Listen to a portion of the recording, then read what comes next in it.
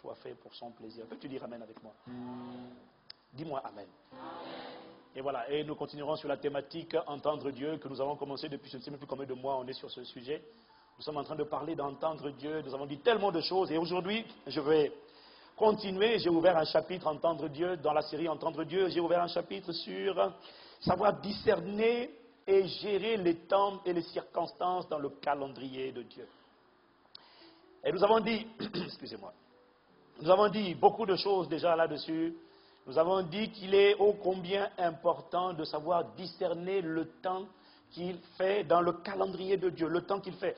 Les hommes ont leur calendrier, Dieu a son calendrier. Dis à quelqu'un, Dieu a son calendrier. Dis à quelqu'un, tu ferais mieux de savoir ce qu'il y a dessus. Parce que c'est ce qu'il y a dessus qui va s'accomplir. André, ton voisin n'a pas envie de te parler. Bon, donc dis à quelqu'un d'autre, c'est ce qui est dessus qui va s'accomplir. S'il n'a pas envie de te parler, laisse-le. Voilà, dis-moi Amen. Voilà. Dieu a son calendrier. Les hommes ont leur calendrier, Dieu a son calendrier. Et nous avons dit que c'est important, ô combien important de savoir décoder le calendrier de Dieu. Tu ne peux pas me dire que 2012 et 1912 c'est pareil. Tout comme tu ne peux pas me dire... En fait, j'ai vraiment découvert que tout... La Bible dit... Bon, bref, on a dit plusieurs choses déjà.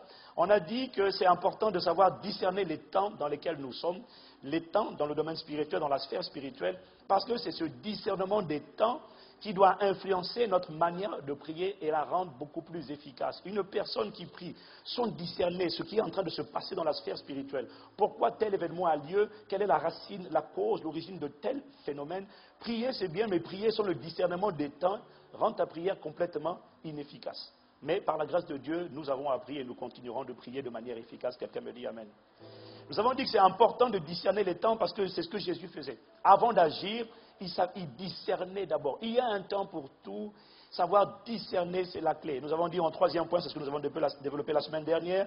Nous avons dit pourquoi c'est important de discerner les temps dans le calendrier de Dieu, simplement parce que tant que ce n'est pas le temps de Dieu, ce n'est pas le bon moment pour une chose. La Bible dit, il y a un temps, une saison pour tout, et il y a un temps pour toute affaire sous le soleil.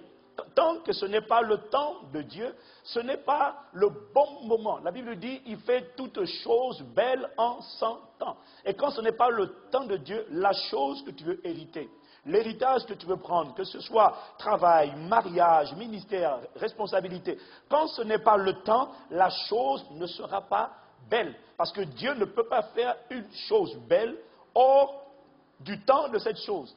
Et Dieu a fixé un temps pour toutes choses sous le soleil. Et ces choses sont résumées, contenues dans son calendrier. Et par la prière, le Saint-Esprit nous rend conscients, nous fait discerner les temps dans lesquels nous sommes et nous communique la sagesse pour poser les actes appropriés. Est-ce que quelqu'un me suit? Est-ce que quelqu'un me suit? Ce matin, donc ça, ce sont 4 faits ou 4 raisons pour lesquelles il est extrêmement important de savoir discerner les temps. Alors, en fait, la raison pour laquelle j'insiste sur les pourquoi c'est important, c'est pour nous donner envie de payer le prix pour entendre Dieu. Parce qu'il n'y a pas une manière particulière de prier pour entendre Dieu. C'est juste la sincérité. On a déjà dit, on a parlé de 5 exigences pour que la prière redevienne un plaisir. Entendre Dieu se fait par la prière. Quelqu'un me dit Amen. Maintenant, ce matin, cet après-midi, je vais aborder un autre point. Pourquoi c'est si important, déterminant, critique de savoir discerner les temps dans lesquels nous sommes? C'est simple. C'est parce que le temps de Dieu détermine l'attitude de Dieu envers toi et envers moi. Autrement dit, le temps de Dieu détermine son attitude envers nous. Je pourrais le dire différemment en disant que l'attitude de Dieu envers nous dépend du temps de notre vie dans lequel nous nous trouvons aujourd'hui. Je vais expliquer. Dans n'importe quel pays terrestre, l'attitude de l'État, du gouvernement, dépend toujours de la période de ta vie dans laquelle tu te trouves.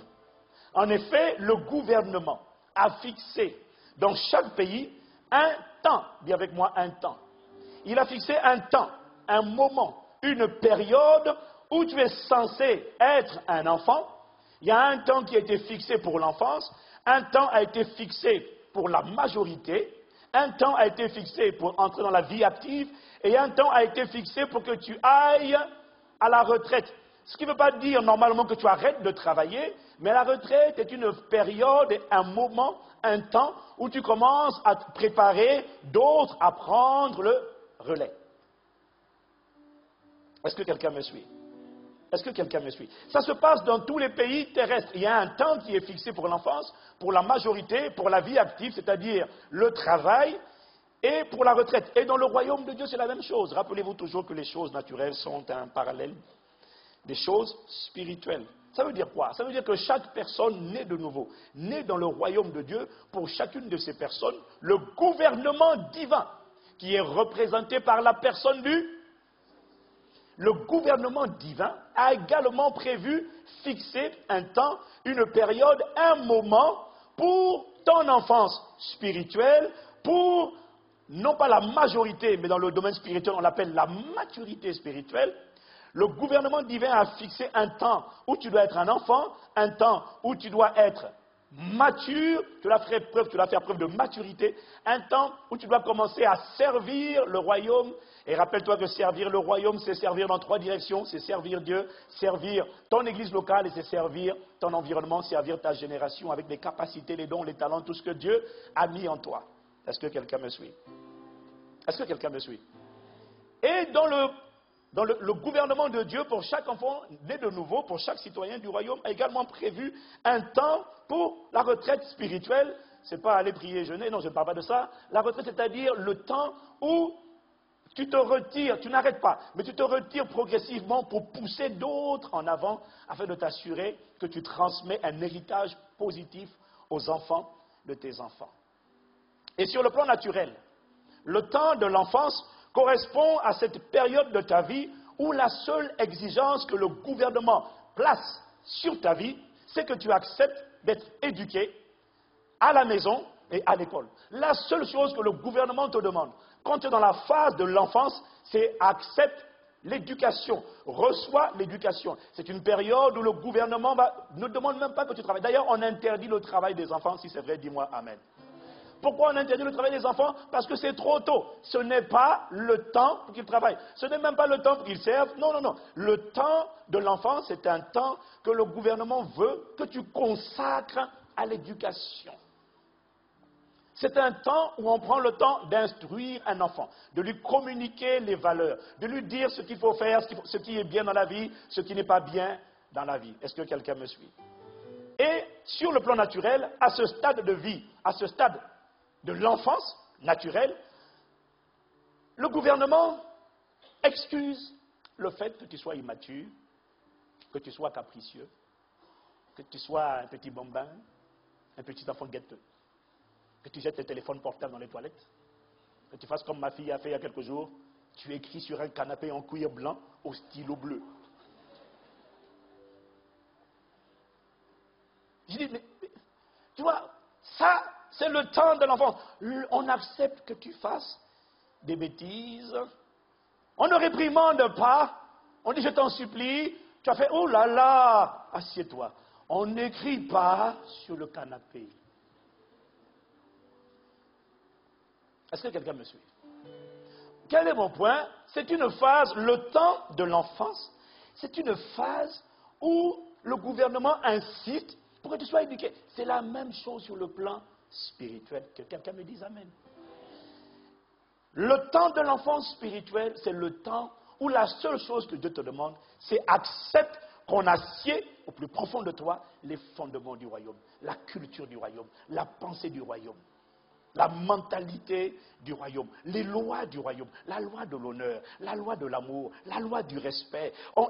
Accepte, c'est la chose. On veut te communiquer les valeurs, les lois, les principes qui vont régir ta vie. C'est ce que résume le sage dans le livre de Proverbes, chapitre 22, au verset 6, lorsqu'il dit « Instruis l'enfant selon la voie qu'il doit suivre ». Ça veut dire, donne-lui des instructions, donne-lui des directives, montre-lui, enseigne-lui les principes selon la voie qu'il doit suivre. Et quand il sera vieux, il ne s'en détournera pas. Donc le temps de l'enfance est un temps où on prend le temps de mettre les valeurs. Même quand l'enfant fait des gaffes, même quand il fait des bêtises, c'est pas grave. On prend le temps d'instruire, d'enseigner.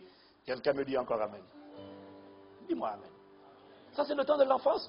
L'enfance spirituelle, c'est pareil. Et à ce stade de l'enfance spirituelle, Dieu comprend, Dieu sait que on commence tous, quand on commence à marcher avec Dieu, après la nouvelle naissance, on commence tous bébés spirituels, népios. Nous commençons tous bébés spirituels, et c'est normal. Même quand tu as 70 ans, et que tu es un érudit, un philosophe, un chef d'entreprise, même si tu es le PDG de Google, quand tu nais de nouveau, quel que soit le savoir intellectuel que tu as, tu es un bébé spirituel. Dieu le sait, et donc il sait que tu vas marcher selon la chair, parce que c'est la caractéristique des bébés spirituels. Exactement comme les bébés sur le plan naturel. Ils marchent selon la chair. Ils boudent, ils râlent, ils disputent. Donne-moi mon jouet. Non, donne-moi mon jouet. Non. Toi, tu dis, assieds-toi là. Non, je quitte l'église. C'est ça. On m'a parlé, le pasteur il me prend pour qui j'ai fait. On a dit, mais comme ça je m'en vais. Non, mais pios, assieds-toi. Parce que ça fait goudou, goudou, goudou, ça va aller.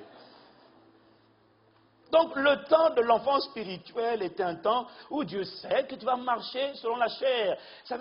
Mais pour l'instant, Dieu veut d'abord t'instruire. Il sait qu'il y a encore la jalousie, il sait qu'il y a encore la convoitise, il sait qu'il y a encore les calomnies, les critiques. David sait comment elle a habillé cette soeur-là, une chipie traînée. Dieu voit, il sait que c'était un temps où le péché va dominer sur toi. Tout le monde passe par là parce que c'est ce qui se passe quand on est enfant. Si jamais tu vois un enfant qui dès 2 mois, 6 mois, 1 an, te parle comme un adulte, bonjour. Mon gars, prends tes pieds et fuis. Tu es tombé sur un extraterrestre. Ou alors c'était un ange déguisé en corps humain, mais ça ne peut pas être un enfant. Dis-moi même si c'est vrai. Donc, le temps de l'enfance spirituelle est un temps où il est normal de se comporter de manière gâteuse. C'est un temps où Dieu est tolérant, miséricordieux envers toi, parce qu'il sait que dans son calendrier, tu en es au stade de l'enfance. Dis-moi amen. Et à ce stade de l'enfance, tu bénéficies d'un état de grâce. Lorsque tu es égoïste, sur le plan spirituel, ce n'est qu'un reflet de ce qu'il y a sur le plan physique. Dis-moi encore amen. Lorsque tu es égoïste, né de nouveau, mais lorsque tu es égoïste et que tu dis je ne partage pas, Dieu ne te réprimande pas. Parce que quand un enfant est dans sa période d'enfance, on excuse. Alors on ne te réprimande pas. Tu dis je ne partage pas. Dieu est miséricordieux et puis Dieu fait goudou goudou. Tu dois partager mon enfant.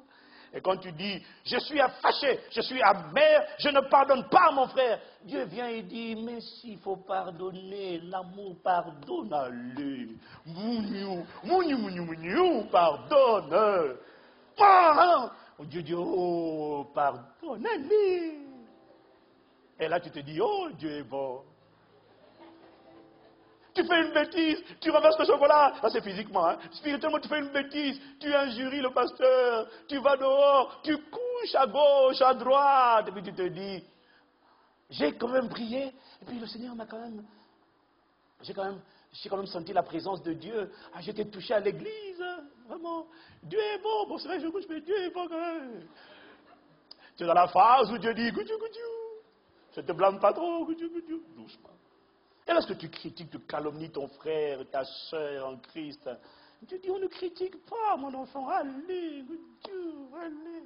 Tout ce que je te demande, Dieu a un œil, il te regarde comme ça, il dit, alors comme nous on fait aussi, oh, on ne fait pas comme ça. Bon, allez, je te fais asseoir, je t'explique. On ne fait pas comme ça dans la vie, il y a des valeurs, il y a ci, il y a ça. D'accord? Oui, d'accord.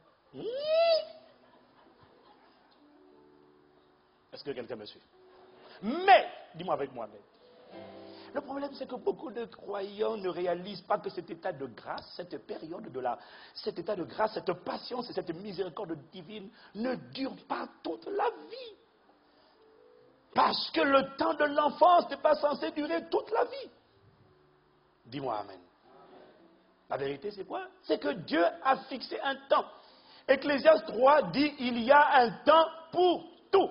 Et un temps a été fixé pour ton enfance, un temps a été fixé pour ta maturité, un temps a été fixé pour le ministère, c'est-à-dire entrer dans la vie active, servir les desseins de Dieu dans ta génération, car nous sommes son ouvrage ayant été créés en Christ Jésus pour des bonnes œuvres que Dieu a préparées d'avance afin que nous les pratiquions. Ça veut dire qu'il y a quelque chose que Dieu attend de faire à travers toi sur la terre et qui nécessitait ta présence. Voilà pourquoi tu es né de nouveau. Maintenant, tu n'es pas apte tout de suite. Il faut d'abord te préparer. Il y a un temps pour l'enfance, il y a un temps pour la maturité, il y a un temps pour le ministère, et puis il y a un temps pour transmettre l'héritage aux générations futures. Il y a un temps. Et la bonne nouvelle, je t'annonce, c'est que ce temps, ce n'est pas toi qui le définis. C'est le gouvernement. Ce n'est pas toi qui dis, moi, je choisis d'être majeur à 18 ans. Non, ce n'est pas toi qui décide. C'est le gouvernement. Ah non, toi, tu dis 30 ans. Le gouvernement dit non. 18 ans, fini le temps de l'enfance. Maintenant, tu deviens majeur. Qui décide? Ce n'est pas toi, c'est le gouvernement. Quelqu'un me dit amen. Est-ce que vous êtes avec moi? Et dans le royaume de Dieu, Dieu a fixé un temps pour l'enfance, et puis il y a un temps où maintenant il exige que les graines qui ont été plantées en toi produisent des fruits appelés obéissance, appelés sainteté, appelés consécration, appelés amour, appelés honneur, appelés respect, appelés humilité, douceur, bonté, bienveillance, persévérance, soumission à l'autorité de la parole de Dieu. Il y a un temps qui a été fixé à partir duquel tout ce qui était planté en toi, semé, devient visible. C'est le temps de la maturité spirituelle. C'est le temps où on considère que tu es désormais responsable, il n'y a plus d'excuses, fini les goudjou, terminé. Parce que tu as suffisamment été instruit, et à un moment donné, Dieu exige maintenant que le fruit soit visible. On attend. Lorsque tu rentres dans le temps de la maturité spirituelle, on attend de te voir quitter la catégorie des bébés spirituels pour entrer dans la catégorie des jeunes gens. Des jeunes gens, et la marque des jeunes gens, c'est qu'ils sont forts. 1 Jean chapitre 2, verset 14 dit ceci: « Je vous ai écrit, Père, parce que vous avez connu celui qui est dès le commencement. Je vous ai écrit, jeunes gens, parce que vous êtes forts et que la parole de Dieu demeure en vous, et que vous avez vaincu le malin. » La caractéristique de ceux qui quittent le stade de l'enfance pour rentrer dans la dimension, le temps, la saison des jeunes gens, ou pardon, l'état de jeunes gens, c'est qu'ils sont forts. À quoi reconnais-tu que quelqu'un a quitté l'état d'enfant et qu'il est devenu jeune gens? C'est qu'il est fort, il n'est plus faible. Et s'il est fort, c'est qu'il prie. Dis-moi amen. À quoi tu reconnais le stade de jeunes gens? C'est que la parole de Dieu demeure en lui. Il dit la parole de Dieu, il ne dit pas la parole de Dieu vous visite de temps en temps. Il dit la parole demeure, c'est pas il y a un trou et puis elle évacue. Non, elle demeure. Les lois de Dieu demeurent, les paroles de Dieu demeurent. Vous êtes enracinés, vous êtes enseigné, vous ne vacillez pas. Ça, c'est à ça que tu reconnais que tu es devenu quelqu'un qu'on peut appeler au moins jeune gens. Et que vous avez vaincu le malin. Satan ne t'intimide plus, il fait plus, et puis tu as peur, c'est fini ça. Quand il fait, tu dis, il y a encore des gens qui Satan fait, oh, dis à quelqu'un, grandis vite, là, grandis vite. Hein? Tu reçois des emails sur Facebook. Pasteur, j'ai fait un rêve, j'ai rêvé que les gens me poursuivaient. J'ai dit, mais poursuis-les, si tu te poursuis, poursuis-les, c'est quoi le problème? Poursuis-les toi aussi. Hein? On te poursuit, poursuis. Oh, c'est quoi? Mais dis-moi, amen. Oh. Écoute, si tu dors et puis quelqu'un te poursuit, tu te réveilles en panique, rondons-toi exprès, maintenant rêve que toi tu de le poursuivre, rêve que tu poursuis. Rêve maintenant tu dis, je viens moi aussi contre toi, au nom de Jésus, je te taille en pièces, frappe-le. Quand tu opères à cette dimension-là, tu commences à devenir un jeune gens. Les jeunes gens sont forts. Les enfants, ils sont vulnérables. Ils boivent la sucette, on lui arrache la sucette. Mais non, arrête ça. Tu vois un truc qui pousse sur ton corps, un furon qui pousse. C'est peut-être une maladie. Ah, non, parle à ton corps, parle au Dieu. Faut pas taper. Tape spirituellement, pas physiquement. Tu dis au nom de Jésus, je suis le temple du Saint-Esprit. Parle, va prier, fortifie-toi. Sois au moins un jeune gens. Enfin, je sais que c'est pas français, mais comprends, voilà. Quelqu'un me dit amen. Ok, quel est mon point? Mon point est ceci. Si tu ne discernes pas à quel moment commence le temps de la maturité, si tu ne discernes pas, parce que ce temps n'est pas fixé par toi, je le répète, dis-moi amen. C'est le gouvernement qui décide. C'est prévu dans son calendrier. Il a un temps où il tolère l'enfance. Et là, ce temps-là, il est miséricordieux. Tu as l'impression que Dieu, vraiment... En fait, tu résumes Dieu avec une phrase, Dieu est bon. Et tu as raison, il est bon. Et d'ailleurs, il est bon en tout temps. Mais son attitude vis-à-vis de toi dépend du temps dans lequel tu te trouves, de la période de ta vie. Est-ce que tu es dans la phase de l'enfance, la maturité, le ministère? Parce que tu vas voir que, tu vois, le gouvernement est indulgent envers les enfants. Mais quand à 30 ans, jusqu'à 30 ans, tu n'as jamais travaillé, tu vis des allocations, généralement le gouvernement semble moins miséricordieux, moins complaisant, moins patient. C'est comme si, bizarrement, tu as l'impression que tu finis, même quand tu prends un truc de CD, machin, des fois tu as 50 ans. Non, mais quand 50 ans, je ne parle pas de quelqu'un qui est au chômage, parce que quelqu'un qui a travaillé, c'est normal, il y a des phases dans la vie. Mais imagine-toi quelqu'un qui a 50 ans, qui n'a jamais travaillé, et qui, depuis 50 ans, vient toujours, excusez-moi, je viens pour prendre mon argent. Non, monsieur, excusez-nous là, monsieur. Des fois, on devient désagréable avec toi, on n'a plus envie de te parler. Dès qu'on te voit, on dit, oh non, pitié, fermez le bureau. Mais si c'est vrai sur le plan physique, tu dois comprendre que sur le plan spirituel, quand quelqu'un ne respecte pas, ne s'ajuste pas, quand le caractère n'est pas prêt, c'est-à-dire que tu dois respecter, discerner le temps dans le calendrier de Dieu et d'assurer que quand Dieu dit, maintenant, non dans la maturité, le fruit est là. L'obéissance, le caractère, l'humilité. Parce que si tu es encore... Ouais, mais... Hier, quand je ne suis pas content, je pleure du chien. Oui! Hier, Dieu disait, au bout du goût, quand viendrait le temps de la maturité, Dieu a-t-il changé? C'est ça le problème, tu vois, regarde. Si tu ne discernes pas les temps, tu ne vas pas comprendre ce que j'appelle les humeurs divines. Tu vas penser que Dieu est lunatique. Ça veut dire qu'il change d'humeur, on dirait, quoi. Mais la fois dernière, il était content. Je sentais la présence de Dieu. Je sentais le ciel ouvert. Je priais. Et puis, pourtant, je venais de faire une bêtise. Hein, mais quand j'ai prié, j'ai senti l'amour de Dieu, la compassion de Dieu. Même c'était en quel temps que tu as senti ça?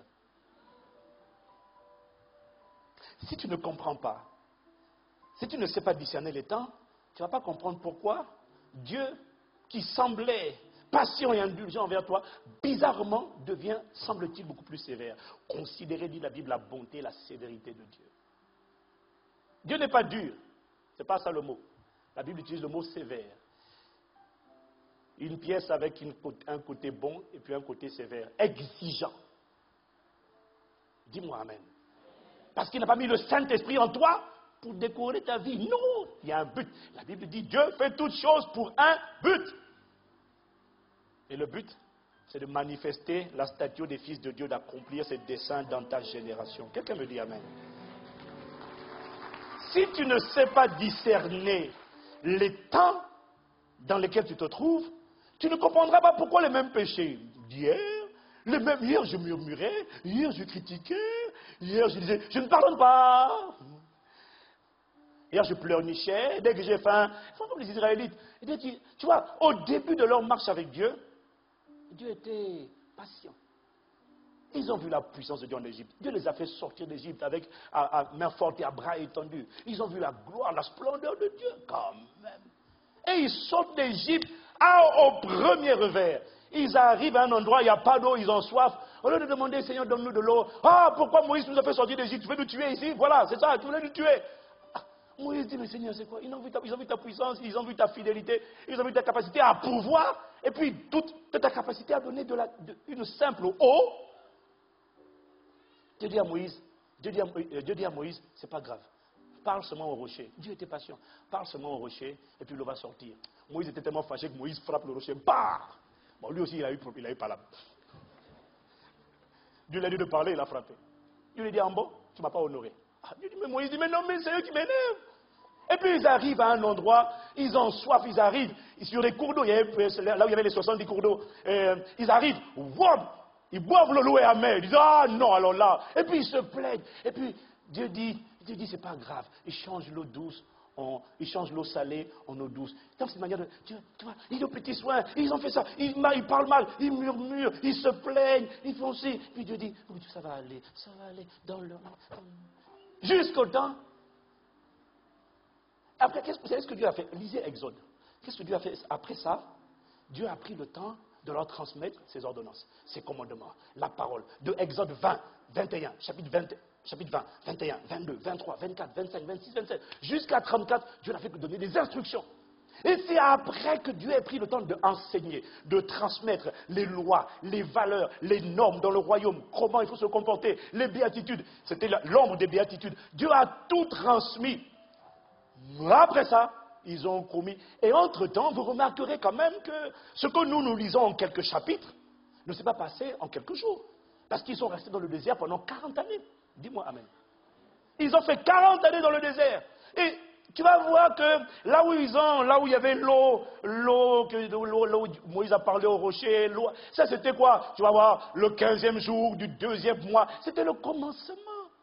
Mais après, les mois sont passés, les années sont passées, et ils ont gardé la même attitude de se plaindre. Jusqu'à ce qu'ils commettent l'erreur grave. Après que Dieu ait instruit, ils commettent l'erreur grave de fabriquer un veau d'or. Là, c'était le déclencheur. Il y a toujours un déclencheur. Après, Dieu leur a dit, vous avez vu ce que j'ai fait? Je vous ai rencontré, j'ai parlé à Moïse du haut de la montagne. Vous avez entendu la trompette, vous avez vu comment la montagne était en feu. Et puis c'est là qu'il a dit, tu ne te feras pas de représentation, parce que tu n'as pas vu d'image quand je t'ai parlé par Moïse. Tu n'as vu aucune statue. Tu ne te feras pas de représentation, je suis l'Éternel. Tu ne feras pas ci, je suis l'Éternel. Tu ne combattras pas, je suis l'Éternel. Tu ne machin, je suis l'Éternel. Et malgré ça, ils ont commis l'erreur de faire un veau d'or.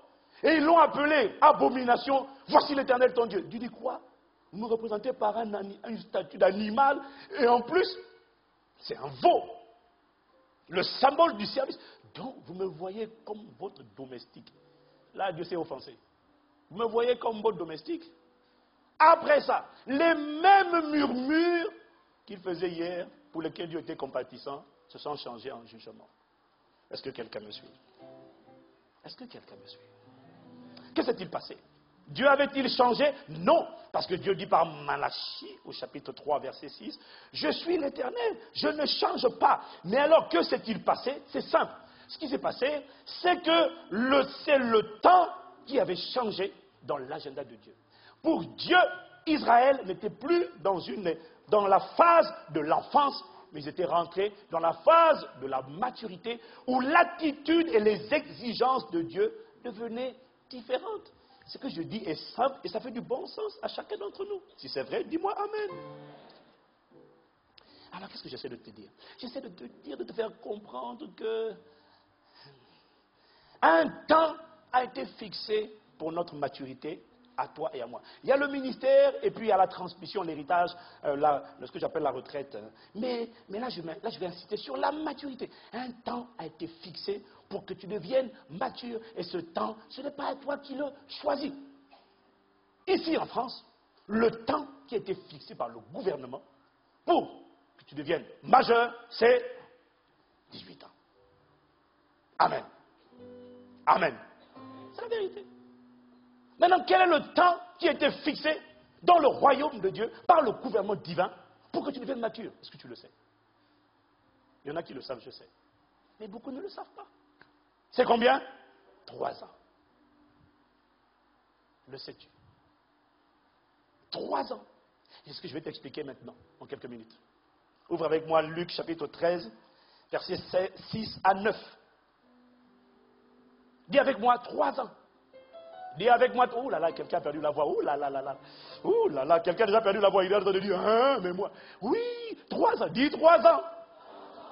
Tic-toc, tic-toc, depuis combien de temps as-tu dit oui au Seigneur Jésus dans ta vie? Il dit aussi cette parabole, dis avec moi parabole. Oh là là, ton voisin n'a plus de voix, y a-t-il quelqu'un qui peut m'aider? S'il vous plaît, sur Internet, est-ce que vous pouvez m'aider parce que ici, les voix, oh, mais... Dis avec moi parabole. Il dit aussi cette parabole. Quand tu entends le mot parabole, tu dois faire pause. Pourquoi? Parce que Matthieu 13, verset 34, je crois, ou verset 35, Matthieu 13, Jésus dit, c'est à travers les paraboles qu'il va enseigner les choses cachées depuis la fondation du monde.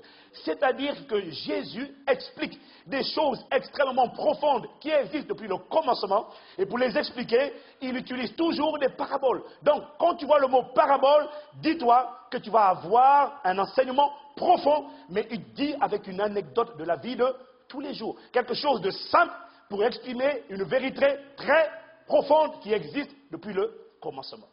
Dis encore parabole. Alors il dit aussi cette parabole. Écoute la parabole. Un homme avait un figuier planté dans sa vigne. Il vint pour y chercher du fruit et il n'en trouva point. Alors il dit au vigneron, voilà 3 ans, dis avec moi 3 ans, que je viens chercher du fruit à ce figuier et je n'en trouve pas. Coupe-le. Hein? Oui, Dieu coupe les gens. Pourquoi occupe-t-il la terre inutilement? Pourquoi respire-t-il l'oxygène inutilement? Je l'ai créé pour un but, je l'ai sauvé pour un but, je l'ai suscité pour un but.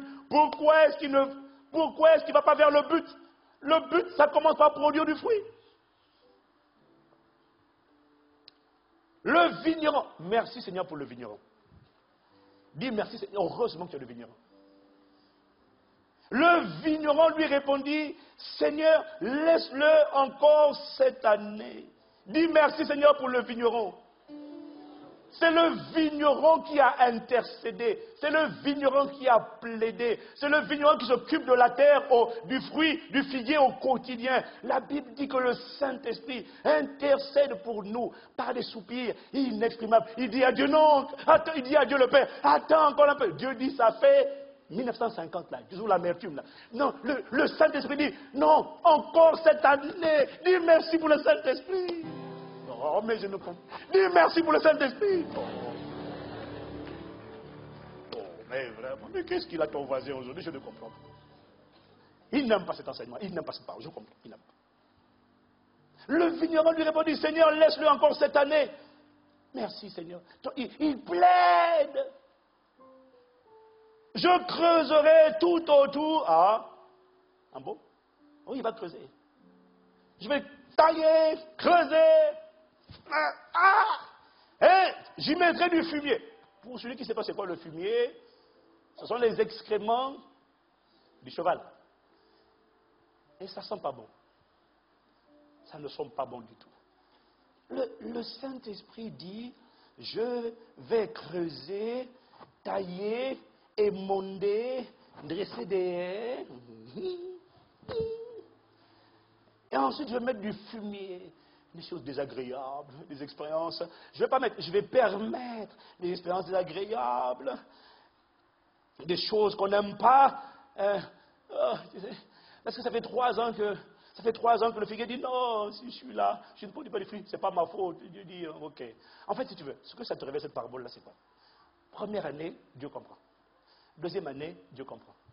Troisième année, Dieu comprend. Ouais, mon papa m'a rejeté. Dieu comprend. J'ai été abusé. C'est pas drôle. Dieu comprend. Dieu a compassion. C'est pour ça qu'il instruit l'enfant. Il envoie la parole. La parole est censée guérir l'âme. Elle est censée restaurer les cœurs brisés. Pourquoi chez toi, la parole ne produit pas le même impact? C'est là où tu vois que ce n'est plus un problème de parole, ça devient un problème de cœur et de capacité du cœur à accepter, à admettre, à aller méditer et à dire Seigneur, aide-moi à comprendre cette parole. Première année, deuxième année, troisième année, Dieu comprend. Après, Dieu dit je ne comprends plus. Ah oui, mais je n'arrive pas à aimer les gens parce que moi, on ne m'a pas aimé. Je comprends, jusqu'à 3 ans. Au-delà de la 4e année, je n'arrive toujours pas. Dieu dit ok. Le Saint-Esprit dit ok, fumier. Alors, qu'est-ce qui se passe? Tu rencontres des gens qui arrivent dans ta vie. Tu sais, l'amour ne sera jamais manifesté tant que tu ne seras pas confronté à des circonstances où tu as l'occasion, tu as le choix entre aimer et haïr. Pour que l'amour soit manifesté, il faut que tu tombes sur des gens, franchement, que tu as envie de détester. Et c'est là, écoute-moi, quand tu échoues un examen, normalement, on ne supprime pas l'examen. Quand tu as redoublé, on remet encore un autre examen. Quand tu as redoublé, on remet c'est comme ça que Dieu fait. On remet l'examen. Et ça, c'est des fumiers, des expériences négatives. douloureuse parfois, désagréable. Est-ce que quelqu'un me suit? Cette parabole cache un secret qui existait avant la fondation du monde, c'est que Dieu est exigeant. Mais il laisse passer un temps. 3 ans. Après 3 ans, Dieu dit maintenant, où est l'amour? Ah, il y a toujours l'amertume. Où est le pardon? Ah non, j'arrive toujours pas. Avant 3 ans, Dieu comprend. Après 3 ans, Dieu ne comprend plus. Dis ce que tu veux, Dieu ne comprend plus. Il y a beaucoup de gens qui ont la même histoire que toi, ou une histoire aussi compliquée que la tienne, voire plus compliquée, qui en moins de 3 ans ont réussi à s'en sortir. Ont réussi à manifester le fruit. Pourquoi? Ça dépend de la collaboration avec le Saint-Esprit. Ok, tu n'as pas envie de dire Amen? Alors j'ai dit Seigneur, Amen moi-même. Dis-moi Amen quand même. Il y a quelqu'un 3 ans. S'il n'a pas envie de te parler, il y a quelqu'un d'autre 3 ans. Deuxième exemple, en fait, la Bible dit que c'est sur la déclaration de 2 ou 3 témoins qu'on établit une vérité. En réalité, pour expliquer l'histoire des 3 ans, je pourrais me contenter de 2 ou 3 versets bibliques. Mais j'ai différents récits. Alors on va vite. Deuxième exemple, lorsqu'il fallait choisir des sacrifices, des animaux pour le sacrifice, Dieu exigeait, Genèse 15, verset 9, Dieu exigeait que ces animaux aient 3 ans. L'Éternel dit, en parlant d'Abraham, prends une génisse de 3 ans, une chèvre de 3 ans, un bélier de 3 ans, parce que 3 ans représentaient la plénitude de la force de chacun de ces animaux. Où ils n'étaient plus des bébés, où ils étaient maintenant dans la plénitude de leur force. Est-ce que quelqu'un est avec moi? Troisième exemple, David et Absalom, 2 Samuel, chapitre 13, versets 37 à 39. J'ai bientôt fini. 2 Samuel 13, versets 37 à 39. Dans quel contexte sommes-nous? David a eu plusieurs femmes et à travers ces différentes femmes, il a eu différents enfants. Un des enfants qui s'appelle Absalom a tué son frère qui s'appelle Amnon parce que Amnon a violé sa soeur, donc demi. C'est ça le problème quand on fait des enfants partout. C'est ça. Ok. Mais c'est ça le problème. Absalom, Absalom tue son demi-frère parce que son demi-frère a violé sa demi-sœur. Et David, attristé et en colère, va poursuivre Absalom pour lui demander des comptes. Alors la Bible dit, verset 37, Absalom s'était enfui, donc après avoir tué son demi-frère, et il alla chez Talmaï, fils d'Amihur, roi de Géshur. Et David pleurait tous les jours son fils. Absalom resta 3 ans. Dis avec moi 3 ans.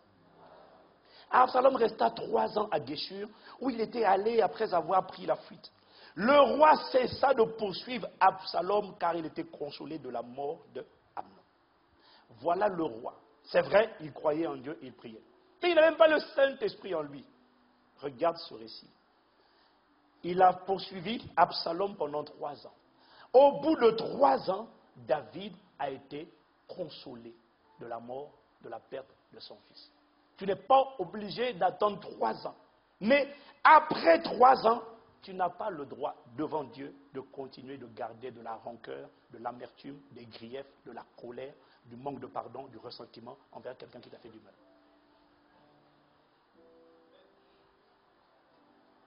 Est-ce que quelqu'un me suit?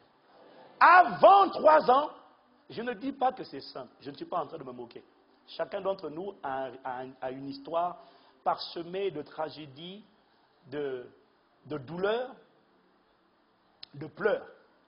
Chacun d'entre nous a une histoire qui n'est pas simple.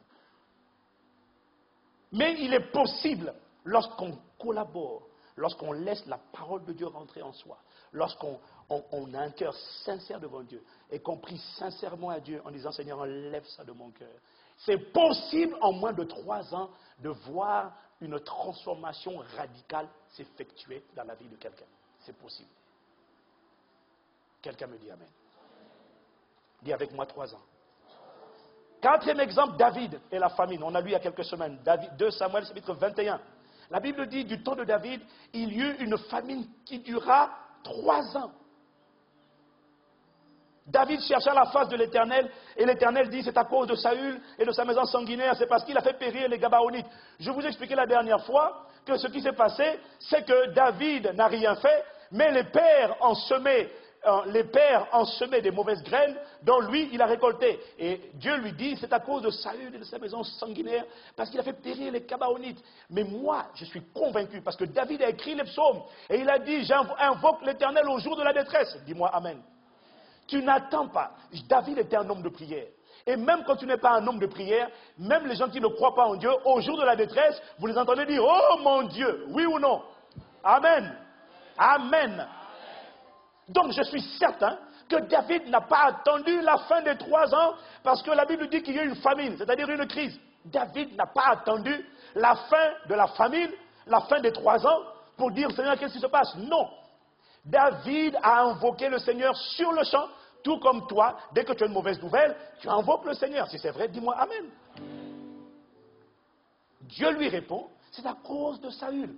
C'est à cause de ton ancêtre Saül. Voilà ce qu'il a fait, voilà ce qu'il a fait, voilà ce qu'il a fait. Et qu'est-ce que David a fait? David a posé un acte de réparation. Mais, malgré l'acte de réparation que David a posé, sûrement dans la même journée ou dans la même semaine, la famine a quand même perduré 3 ans.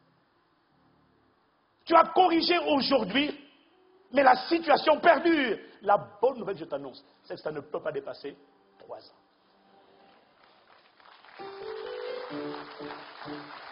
Parce que Dieu lui-même respecte ses lois. Dieu respecte ses lois. Quand il permet que les hommes, c'est pas lui, lui il n'y est pour rien. Ce sont les hommes qui ont récolté les semences plantées par les pères. Mais même quand Dieu permet que tu récoltes, cette récolte ne durera pas 3 ans. Cette souffrance ne durera pas 3 ans. Cette affliction ne durera pas 3 ans. Si ça dure plus de 3 ans, ça veut dire que ce n'était pas une seule récolte.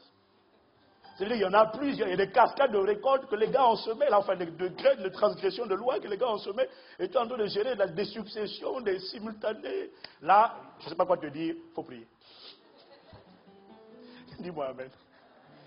Là, il faut prier. Mais la bonne nouvelle, il y a de l'espoir, ça ne durera. Je me rappelle à l'époque, j'avais une sœur dont la situation était compliquée, son foyer était compliqué, passait par des temps difficiles, elle ne pouvait pas avoir d'enfants, ça n'allait pas avec son mari et tout. Et quand je voyais sa fidélité, sa loyauté, son attachement à Dieu, et que j'ai compris ça, à l'époque, je lui ai dit, ton histoire ne durera pas 3 ans. Il y a une purification divine qui est en train de se faire. Parfois, on est en train de récolter les semences, on est en train de récolter le fruit de nos propres péchés ou des péchés de nos parents. C'est vrai. Mais ça ne dure pas 3 ans. Je déclare et je décrète que moins de 3 ans dans ta vie, ça passera au nom de Jésus. Quelqu'un me dit Amen. 5e exemple, et j'ai bientôt fini. Presque fini. Encore 2 minutes, 5 minutes. Paul et sa conversion. Regardez. Galates chapitre 1, verset 15 à 18.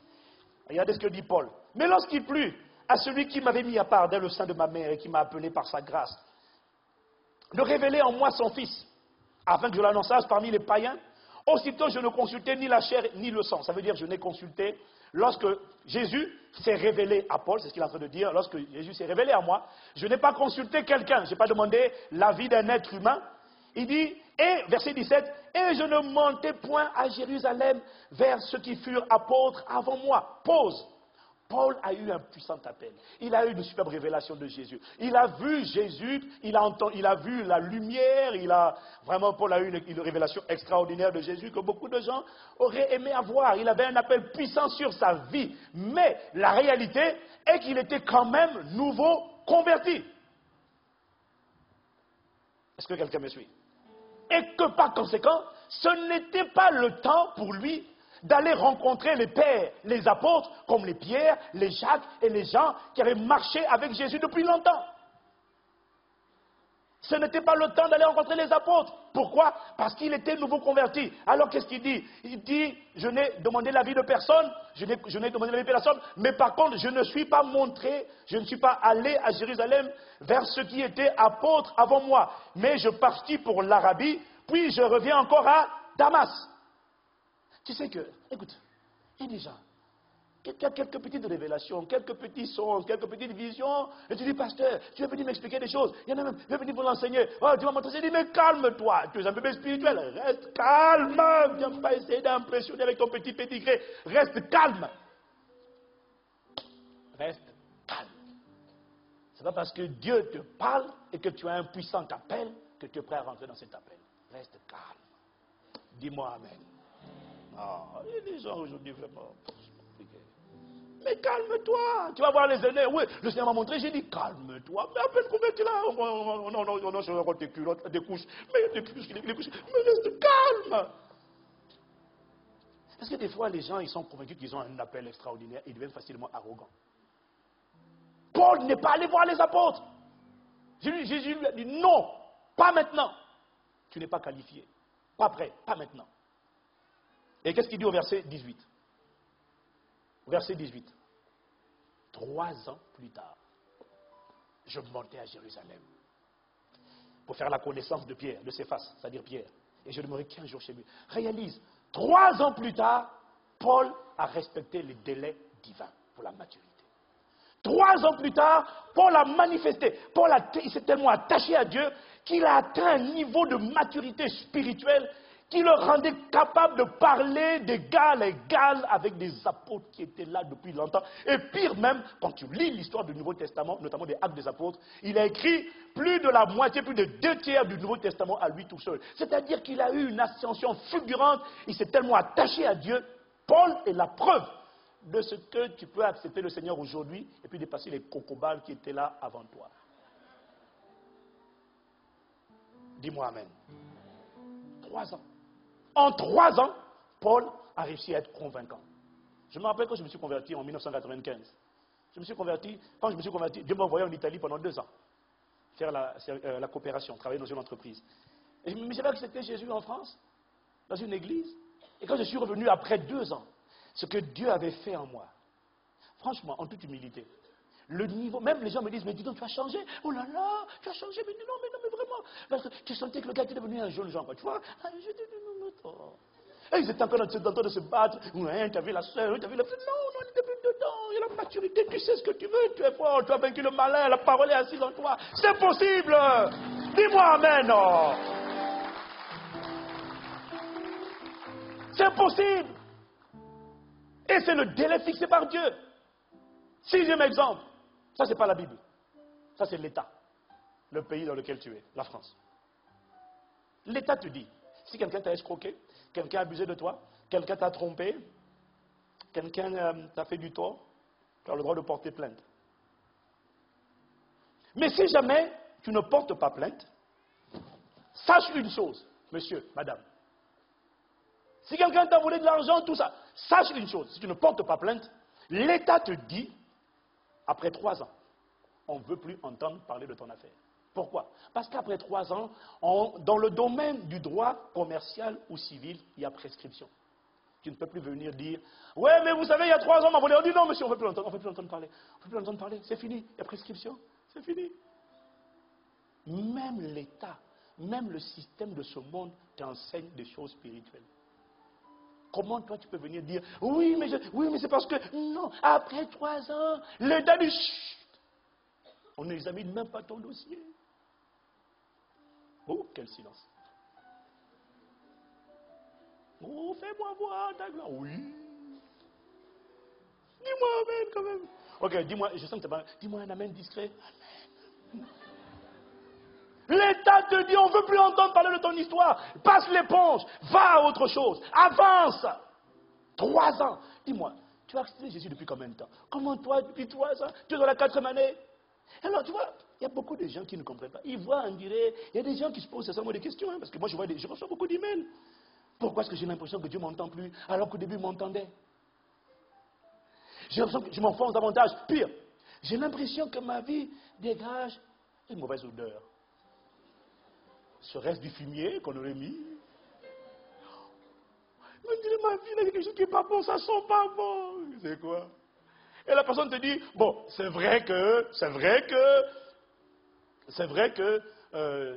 je continue quand même de coucher.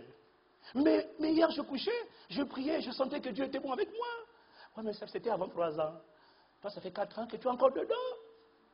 Mais non. Oh, tu n'aimes pas ce que je suis en train de dire, tu n'aimes pas ça.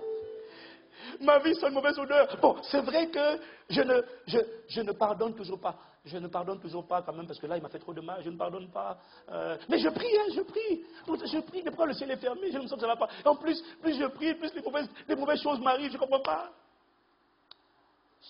Serait-il possible que du fumier soit en train d'être déversé dans ta vie, et tu ne te rends pas compte, et tu ne te rends pas compte que tu es passé à une autre étape de ta vie? Alors le titre de mon message, je ne l'ai pas donné, c'était simple. Il dit, vous n'avez pas tout votre temps pour mûrir. Non. Un temps, vous avez été fixé par Dieu. C'est ça le titre du message. Tu n'as pas tout ton temps pour mûrir. Béni soit Dieu. Écoute, nous sommes des témoins vivants de ce qu'en 3 ans, en moins de 3 ans, une vie peut être retournée. Parce que si tu ne prends pas cette parole au sérieux, le risque c'est quoi? C'est qu'on le coupe, qu'on le retranche, parce qu'il occupe la terre inutilement. C'est à cause de ça que Paul dit dans 1 Corinthiens 11, parmi vous certains sont morts de manière prématurée, parce qu'ils ont pris le corps du Seigneur et bu le sang sans discerner. Beaucoup ont été retranchés de la terre des vivants, parce qu'ils ont dit à Dieu, je fais ce que je veux. Dieu dit à Moïse, c'est comme ça, coupez-le, rapatriement. Je déclare et je décrète que tu ne seras pas rapatrié avant le temps.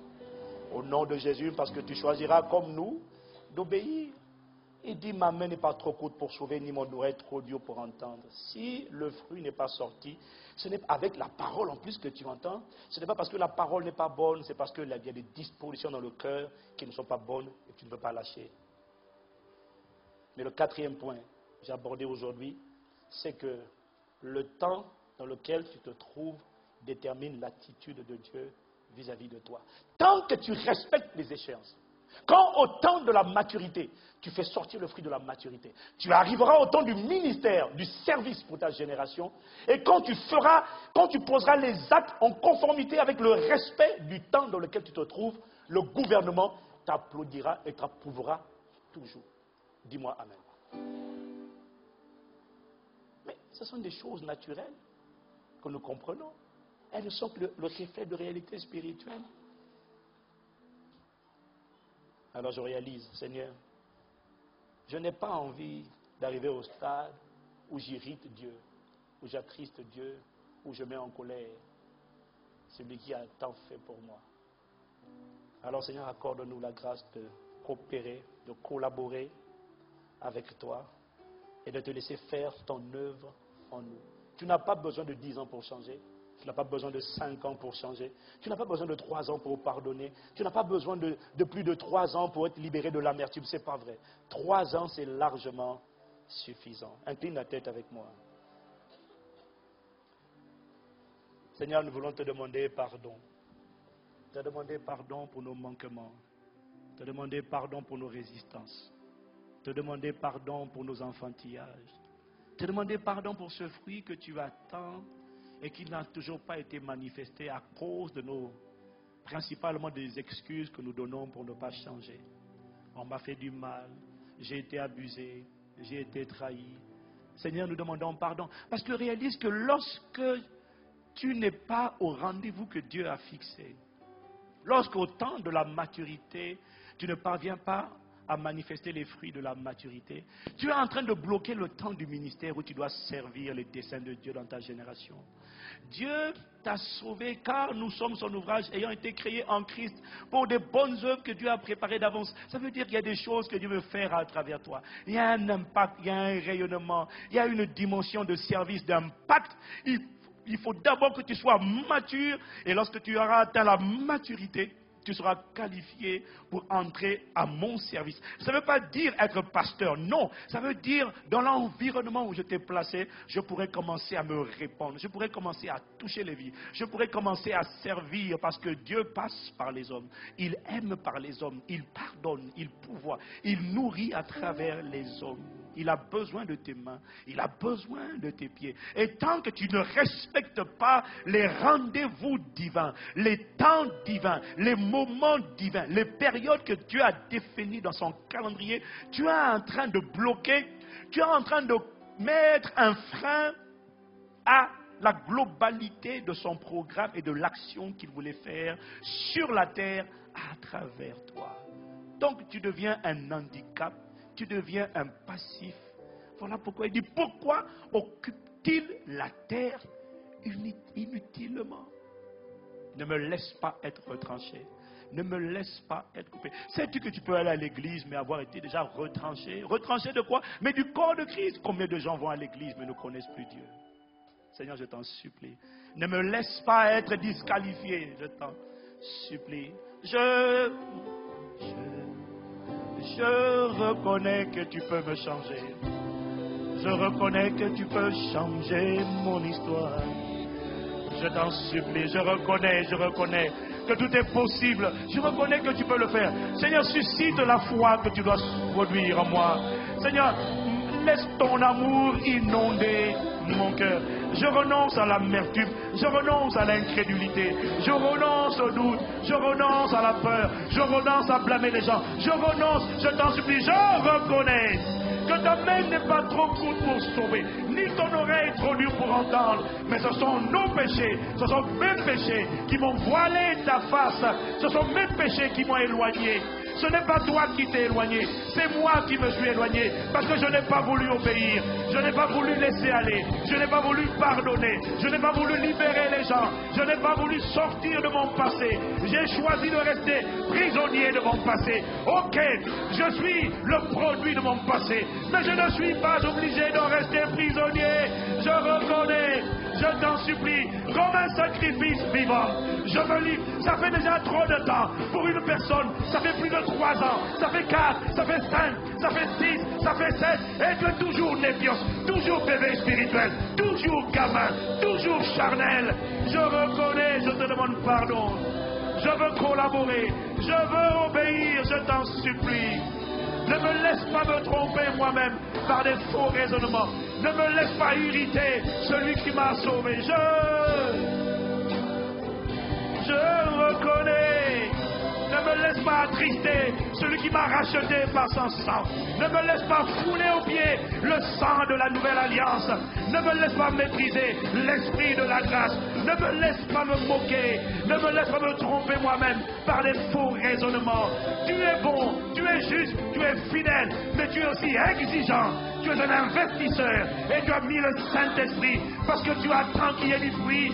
Merci pour le Saint-Esprit. Merci pour le vigneron. Aide-moi à collaborer. Aide-moi à pardonner. Aide-moi à faire du bien à ceux qui m'ont fait du mal. Aide-moi à marcher dans la sainteté. Aide-moi à reconnaître que mon corps est le temple du Saint-Esprit et qui n'est pas le temple de la souillure. Aide-moi à m'ajuster à la dimension de ta parole. Aide-moi à prendre Dieu au sérieux. Aide-moi à marcher en nouveauté de vie. Aide-moi à marcher d'une manière qui soit complètement agréable à Dieu. Aide-moi, Seigneur, je veux, Seigneur. Seigneur, fais-moi voir ta gloire. Je t'en supplie, manifeste ta gloire dans ma vie. Paul a réussi à changer. En 3 ans, il a réussi à atteindre une dimension de maturité spirituelle qui le rendait crédible, qui le rendait solide, qui le rendait consistant, même devant les apôtres. Alors que lorsqu'il s'est converti, ils étaient déjà apôtres. Ça ne l'a pas empêché d'aller plus loin qu'eux. C'est possible. Si tu as pu le faire avec Paul, fais-le avec toi. C'est à toi de voir. Fais-moi voir. Seigneur, fais. Seigneur, fais.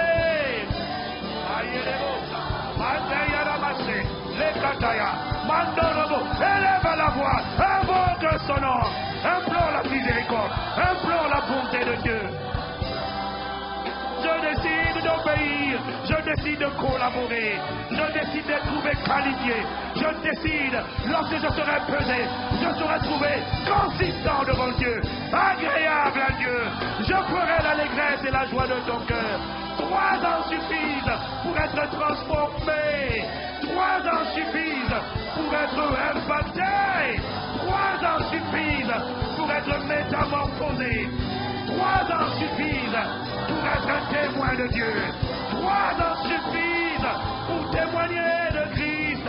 3 ans suffisent pour être rempli de force. 3 ans suffisent pour être saint de force. 3 ans suffisent pour avoir la foi de Dieu. 3 ans suffisent pour atteindre la stature de Christ. 3 ans suffisent pour être retourné. 3 ans suffisent. Je t'en supplie, aide-moi.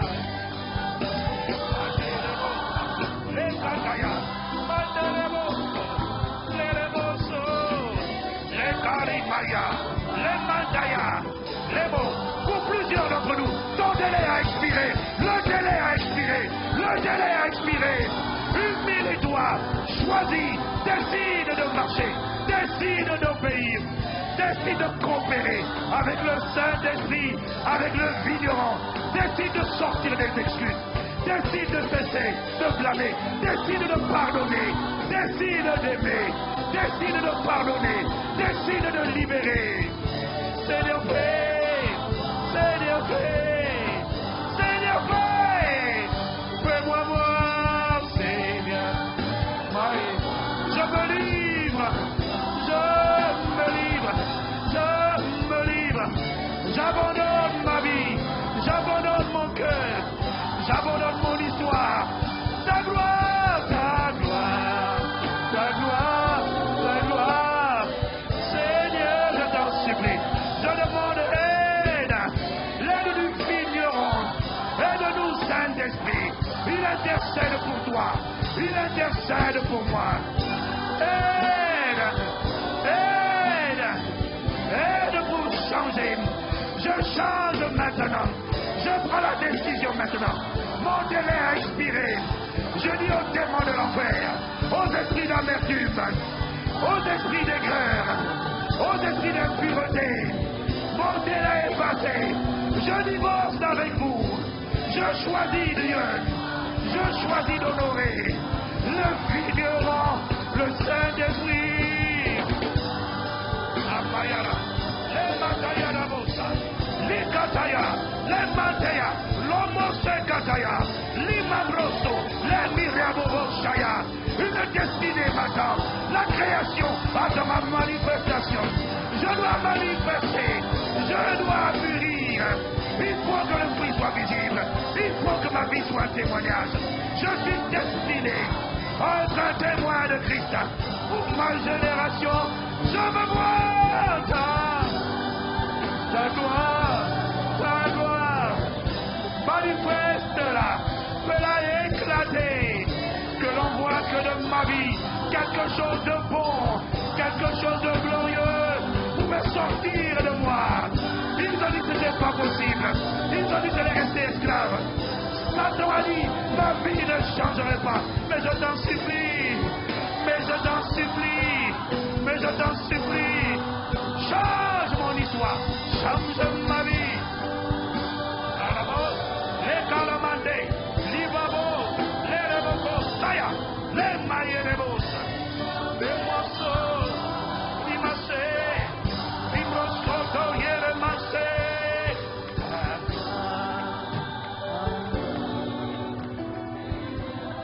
Après 3 ans, je ne comprends pas que tu dises, je suis encore dans l'adultère, je couche encore. Après 3 ans, il n'y a plus d'excuses, c'est une injure envers sa sainteté. Après 3 ans, tu n'as plus le droit, même l'État te dit, il y a prescription. Tu ne peux pas continuer de dire, je suis trop faible. Après 3 ans, tu n'as plus le droit de dire ça. Parce qu'après 3 ans, que le faible dise, je suis pauvre, que le pauvre dise, je suis riche. C'est le délai de Dieu. Seigneur, fais. Seigneur, fais. Seigneur, fais. Je désire. Peux-tu lever les mains là où tu te trouves?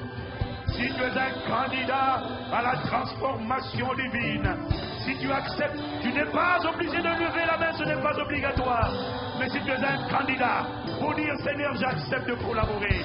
Mon temps est déjà passé, j'accepte de porter du fruit. Je vais dire aux démons de l'enfer, je vais dire aux mauvaises habitudes, je vais dire à mon passé, bye bye, ciao ciao, je te chercherai, je ne te trouverai plus dans mon futur. Tu n'empoisonneras pas mon futur, tu ne pollueras pas ma destinée. Bye bye mon passé, hier est mort et enterré pour toujours. Aujourd'hui est la réalité qui compte. Voilà pourquoi la Bible dit, aujourd'hui, si vous entendez sa voix, n'endurcissez pas vos cœurs. Dans le nom de Jésus, j'accepte de me livrer. Peux-tu lever là où tu es, à Paris Nord-Ouest, à Bruxelles, en Martinique, en Guadeloupe, à Pointe-Noire, à Brazzaville, à la télévision et sur Internet. Peux-tu lever les mains pour dire, j'accepte de m'abandonner, j'accepte de collaborer.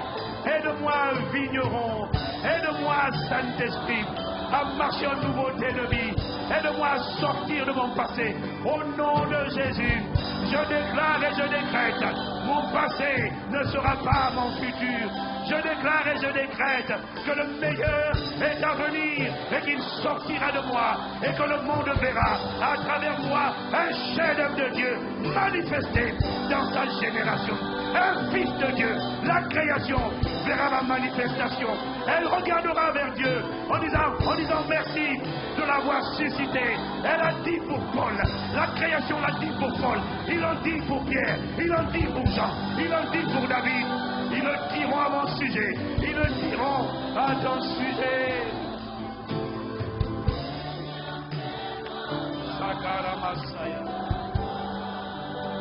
Je lève la main et je dis ta gloire. Je suis candidat. J'accepte non seulement d'être transformé, mais à celui qui lève les mains, je proclame et je déclare sur ta vie une accélération divine, une accélération de destinée, une accélération de splendeur, une accélération de transformation. Je déclare et je décrète que l'année supplémentaire qui t'est accordée par le Saint-Esprit sera une année où tu feras en moins d'une année ce que tu n'as jamais fait en 5 ans, en 10 ans. Parce que, en levant la main, la grâce de Dieu te touche, l'esprit de grâce te saisit au nom de Jésus. Et laisse-moi te dire, la grâce de Dieu n'est pas faible. La grâce de Dieu transforme des gens ordinaires en champions. La grâce de Dieu a transformé un meurtrier appelé Saul de Tarse en mentor de l'Église appelé Paul. La grâce de Dieu a transformé Moïse en un prophète de Dieu. La grâce de Dieu a transformé David, un homme qui avait commis l'adultère, en chant agréable l'Éternel, en amoureux de Dieu, en passionné de Dieu, un roi qui a impacté sa génération. Je reçois cette grâce, nous recevons cette grâce. L'esprit de grâce se déverse au son de ma voix. Nouveau départ, nouvelle capacité, nouvelle force, nouvelle dynamique, nouvel élan. Au nom de Jésus. Sur la vie de Paul, il y a eu une accélération. Je déclare sur un bâtiment chrétien, sur chaque membre de ce corps, une accélération de maturité, de transformation. Des vies qui impactent, des vies de distinction. À la gloire de ton nom. À la gloire de ton nom.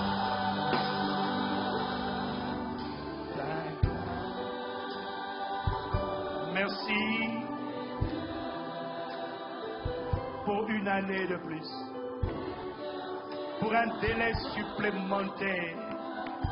Merci pour un délai supplémentaire. Merci de ce que tu n'as pas jeté les fonds. Alors je réalise qu'il y a des expériences négatives qui me sont arrivées. C'était pour m'obliger à mûrir et à grandir et à cesser de donner des excuses. On t'a trompé, mais il est possible d'en sortir. Merci pour une année de plus. Si tu ne décides pas d'en sortir, d'autres personnes continueront de te tromper. Tu dois sortir de l'amertume, sortir de l'aigreur, sortir de ces pensées d'impureté. L'impureté n'est pas une fatalité. Nous sommes des témoins vivants de ce qu'on peut commencer avec la convoitise des femmes dans le cœur et en moins de 3 ans devenir des témoins, des messagers de sainteté, des exemples de pureté et d'excellence dans les pensées de Christ. C'est possible. Nous sommes nombreux à l'attester. Et puisque tu es environné d'une si grande nuée de témoins, alors tu n'as plus le droit de dire « Je ne suis pas capable ». Si le Saint-Esprit a pu le faire en certains de tes frères et de tes sœurs, comment douter de ce qu'il ne pourra pas le faire en toi? Il est le Dieu de capacité. Merci. Le fait que tu sois là aujourd'hui prouve que Dieu ne t'a pas retranché. Pas encore, malgré les délais qui ont expiré depuis longtemps pour certains d'entre nous. Le fait que tu sois là et que tu entends cette parole prouve que Dieu appelle encore à la repentance. Prouve que Dieu a compassion. C'est vrai, des fois tu as l'impression que ta vie semble mauvaise. Mais la bonne nouvelle, c'est que si tu t'abandonnes, le parfum de la connaissance de Dieu sortira de ta vie. Le bon parfum de Christ sortira de ta vie. Seigneur, merci. Nous acceptons la parole et par ta grâce, nous prenons l'engagement avec l'assistance du Saint-Esprit. L'engagement de mûrir et de respecter les échéances de Dieu. Au nom de Jésus. Merci. Merci. Tu as commencé cette belle œuvre, tu la rendras parfaite. À toi l'honneur, la louange, la gloire, l'action de grâce, la gratitude. Voilà pourquoi la Bible dit de racheter le temps, parce que tu n'as pas tout ton temps. Rachète le temps, car les jours sont mauvais. Nous rachèterons le temps, nous combattrons le bon combat, nous achèverons la course et nous garderons la foi et nous obtiendrons la récompense promise par le Seigneur à celui qui vaincra. Je dis à ma génération, il va falloir compter avec moi. Je dis à Satan, je dis à mon passé, je dis bye bye, bye bye, c'est terminé. Oh, je vois la lumière se lever, je vois une vie resplendir. Oh, je vois des boulets te quitter, je vois des chaînes te quitter, je vois des fardeaux être brisés, ôtés, une option de libération, une option de destruction des jours. Ce qui te retenait ne te retiendra plus. Au nom de Jésus, la foi est suscitée. Dehors la peur, dehors l'intimidation, dehors les pensées impures. Je déclare et je décrète vitalité divine, force divine, dans le nom de Jésus-Christ.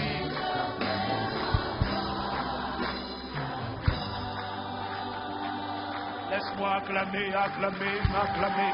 Laisse-moi célébrer. Laisse-nous attester. Oh, y a-t-il une personne reconnaissante?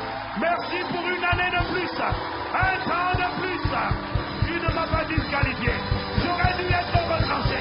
Tu ne m'as pas retranché. Je suis reconnaissant. Je suis reconnaissant. Laisse-moi célébrer. Laisse-moi exprimer ma gratitude par des clameurs. Selon qu'il est écrit, poussez vers l'Éternel. Des cris de joie. Habitants de la terre, faites retentir des cantiques en son honneur, car l'Éternel est grand, est très digne, est très digne, est très digne, très digne de louange. Regardez-moi ça. Oh, les tataya la bossa. Eh bien,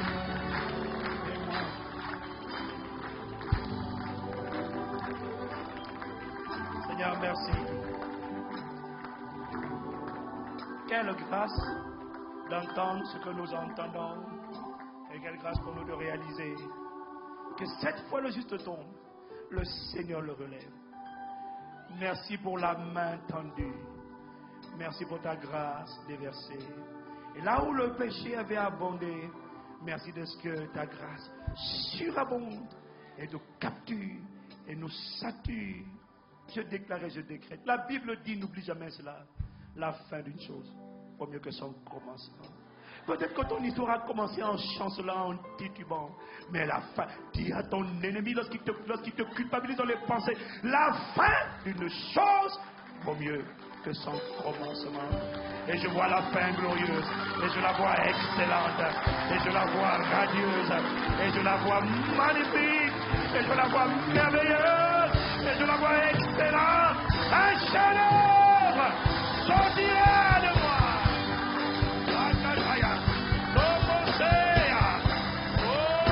Oh, je suis reconnaissant. Je suis reconnaissant.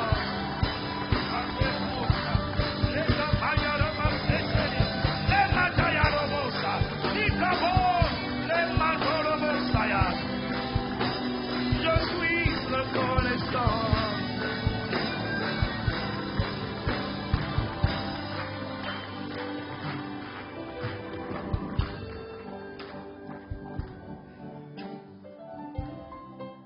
Il n'y a pas de mots pour exprimer notre gratitude. Simplement merci. Merci. À travers cette parole, tu redonnes de l'espoir. Tu ne culpabilises pas. Jamais tu ne culpabilises. Mais tu convaincs de ce qu'un autre futur, une autre vie est possible. Merci. Parce que tu nous rendras capables de la manifester. Et de ce que notre fin sera plus glorieuse que notre commencement. À toi encore une fois de plus. Honneur, louange et gloire. Dès maintenant et dans toutes les générations. Au nom de Jésus. Amen, amen, amen, amen. Alors que nous libérons Paris Nord-Ouest et que nous libérons notre famille ICC par Internet et surtout nos différents campus. Alléluia. Peux-tu prendre le temps d'acclamer, d'acclamer, d'acclamer, d'acclamer? Une acclamation de gratitude. Une acclamation de gratitude.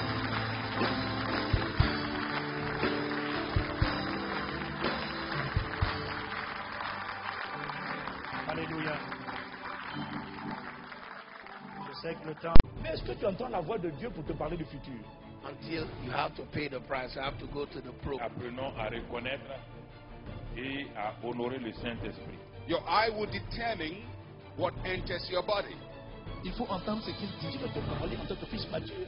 Je veux te parler du présent et du futur. Out of it, you've got to do something. Le Saint-Esprit vous parlera, vous entendrez sa voix. Had somebody tell you, open your eyes. Dieu nous parle tantôt d'une façon, tantôt d'une autre.